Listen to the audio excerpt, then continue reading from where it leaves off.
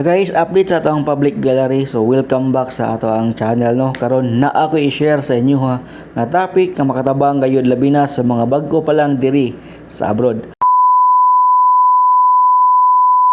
Atong isgutan ang kalahian sa kinabuhi sa New Zealand o Saudi Arabia.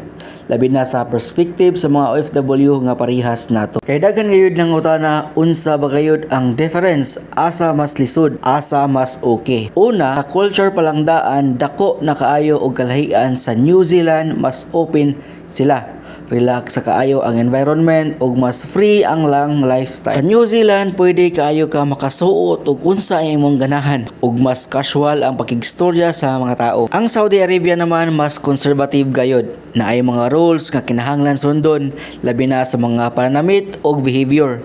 Importante gayud ang respetuhon nato ang ilang culture ug religion para malikayan nimo ang problema. Sunod, sa trabaho naman sa New Zealand, kasagaran na agay work-life balance, na kay time para sa imong kaugalingon ug para sa imong pamilya. Og ang Saudi Arabia naman magdepende na sa imong company. Unsahay mas strikto ang oras og workload.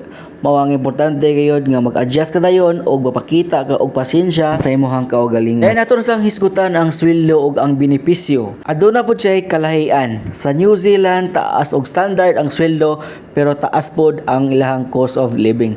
Samtang sa Saudi Arabia kasagaran libre ang accommodation ug unsahay transportation. Mao nga makasave gayud ka kung kabalo ka modala sa imong kwarta. Para sa mga baguhan or mga bag-o pa lang or naay plano, ang pinaka-importante gayud kay mindset.